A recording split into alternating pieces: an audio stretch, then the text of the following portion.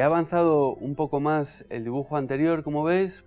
Básicamente, esta es una fase que requiere tanto trabajo que se nota poco cambio, y sin embargo ha habido un buen rato de dibujo. Lo que voy a hacer es, voy a ir centrándome en una región, por ejemplo, esta compuesta por el ojo y la nariz, porque aquí podemos ver mucha actividad, hay diferentes colores locales, hay brillos, etc. Y sobre todo tendré la oportunidad de explicar un poco más profundamente el problema de las paradojas de las luces reflejadas, cosa que nos interesa sobremanera. Ahora, la diferencia con el anterior es básicamente que le he dedicado más tiempo a rellenar el interior de la sombra. O sea, tenemos que ir generando el suficiente contraste, fijaos, para que este tono sea un extremo de nuestra horquilla de valores y este de aquí prácticamente el otro. Estamos hablando de si disponemos de una horquilla de 9 valores y uno es el blanco, este no es blanco, pero es el 2. Y esto definitivamente es el valor 9. Así que aquí estoy todavía muy lejos de que mi oscuro sea tan oscuro como el que tengo que conseguir.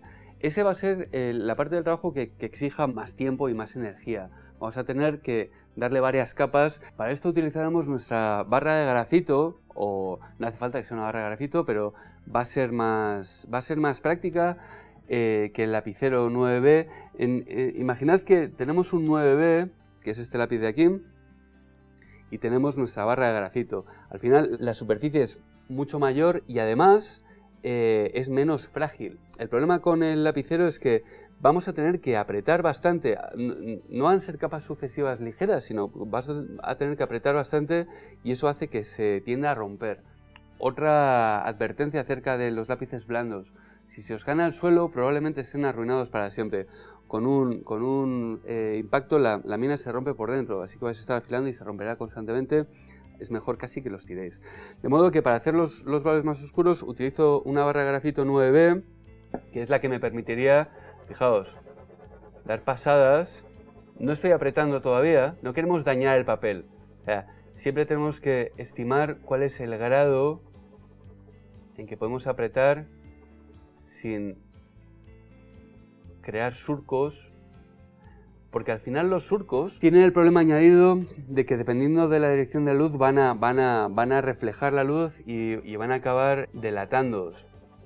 Ya veis que con poco grafito que añado, con la base de carbón por debajo, enseguida conseguimos un tono que es lo suficientemente rico para empezar a hablar ya con delicadeza de los valores de transición dentro de la luz. En este caso podéis ver que esta sombra propia y arrojada bajo la estructura flexible del ojo es bastante más luminosa que esta de aquí. Aquí podríamos acabar yendo bastante más oscuro. Fijaos, en cuanto aprieto ligeramente, insisto, sin dañar, casi duplicamos. No sé si podéis verlo como yo, porque el reflejo juega un papel muy importante, pero acabo de doblar el valor con la anterior. Esta es la idea. Vamos a ir dando pasadas y pasadas. Tened en cuenta además, y esto es un asunto muy importante, que una vez tenemos una superficie cubierta de grafito, en el momento en el que utilicemos cualquiera de nuestros métodos para difuminar, el grafito va a retirarse con cierta facilidad. Entonces, esto tiene una ventaja y es muy importante, y es que nos permite rescatar, este no, está muy sucio, nos permite rescatar los valores. ¿Podéis ver? Levanta bastante el valor. Mirad aquí abajo. ¿Veis? Entonces, enseguida casi podemos dibujar los brillos con ayuda del difumino. Claro, no queremos usarlo de forma descontrolada porque el trabajo que nos toma colocar el tono podemos arruinarlo en un segundo. Así que es una cuestión de encontrar el grado exacto en que queremos usar el difumino para recuperar, por ejemplo, una zona que tenga algo más de luz. Sobre esta zona que tenga algo más de luz, será después, más adelante, que habiendo afilado mucho un lápiz 9B, dibujemos la textura que ayude a sugerir ese pelo. Pero en principio pensad que estando dentro de la sombra, esa información va a quedar bastante oculta. Una vez hemos logrado, fijaos, y estoy dibujando este tono en sombra no solo para enseñaros, explicaros cómo funciona la barra de grafito, sino porque en tanto el valor más oscuro se parezca al de la fotografía, voy a obligar a las luces en las sombras de la región a orquestarse en la misma medida. Es necesario que nos vayamos acercando lo máximo posible a esa relación de tonos entre luces y sombras, ¿vale? Entonces, ya con esta referencia podemos pasar a ver qué pasa aquí dentro. Me meto otra vez con el tiento.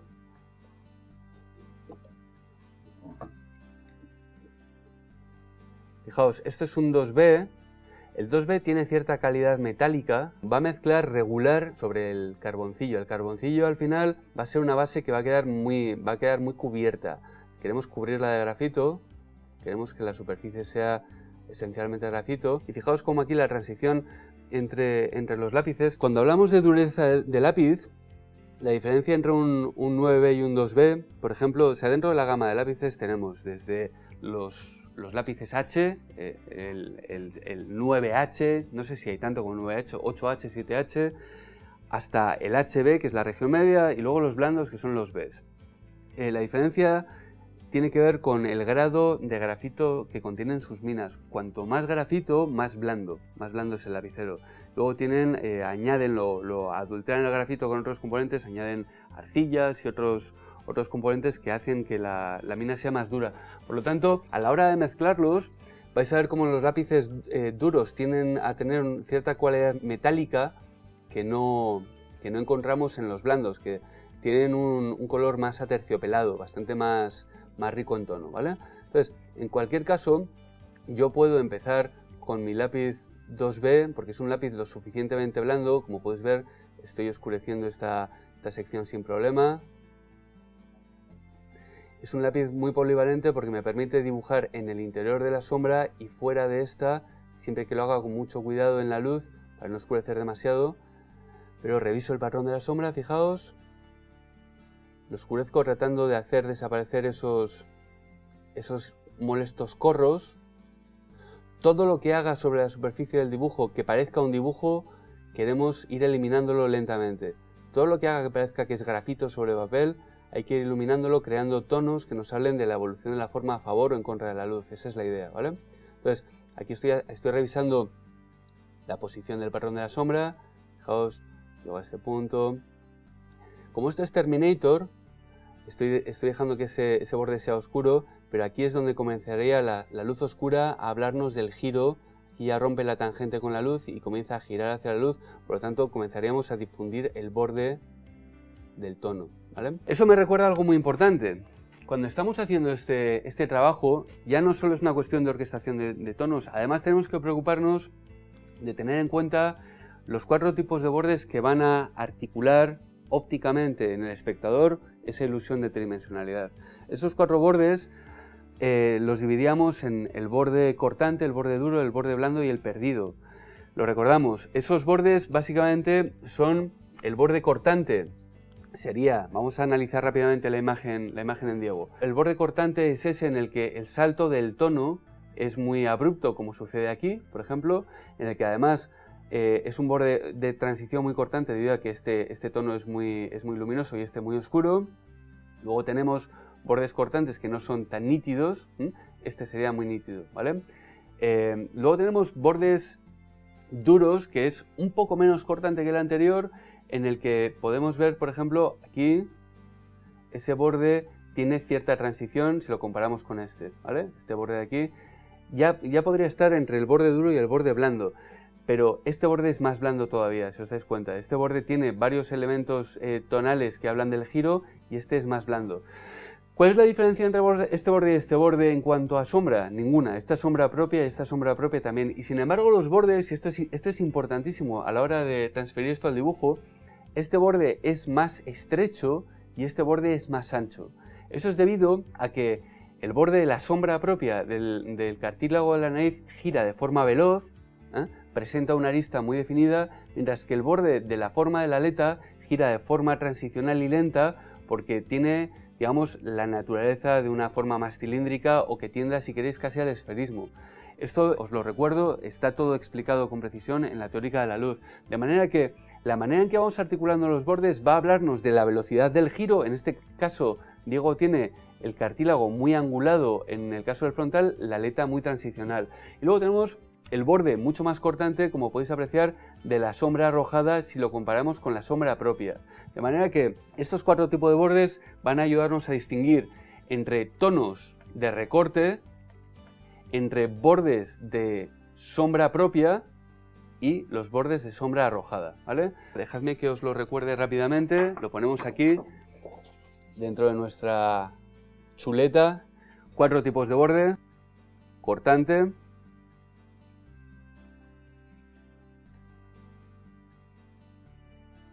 duro, vamos a hacer este más cortante, duro, blando y perdido. De manera que con la ayuda de estos 4 bordes podemos describir cualquier forma tridimensional que se produzca en nuestro campo visual. La historia es, tenemos que entender que el borde duro tiende a hablarnos de giros velocísimos de la forma, de giros de tipo arista viva, así. Esto sería un borde duro de la luz a la sombra, ¿vale? Es básicamente lo que estamos encontrando en esta región del cartílago, como decíamos, es lo que encontramos aquí abajo, es lo que encontramos, por ejemplo, en los párpados, es un borde bastante duro también. Luego, cuando hablamos del borde 2 y 3, ya tirando a más blandos, podemos ver que se trata de un borde de giro de transición, como este. Aquí estaría el patrón de la sombra del cilindro o de la esfera, aquí estaría el terminator. Aquí vamos a encontrar valores de transición entre la sombra y la luz, no así aquí, aquí sí, aquí no. Y después distinguir entre propias y arrojadas. Tenemos que las propias son de transición y las arrojadas son por naturaleza mucho más cortantes, ¿de acuerdo? Esto lo vamos a revisar de nuevo cuando hablemos de textura, así que ahora voy a meterme a buscar más información aquí dentro.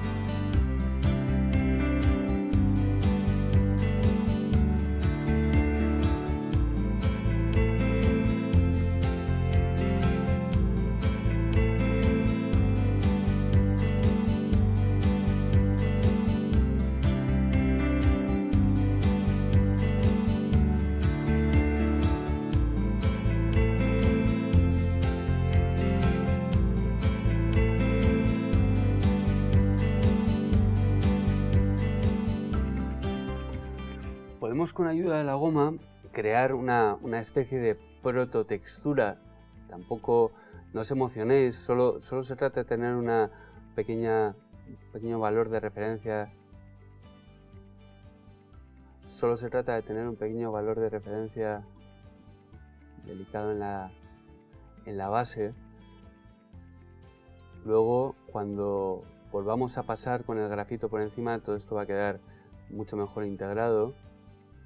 Sobre todo nos ayuda a recuperar un poco el valor de la luz.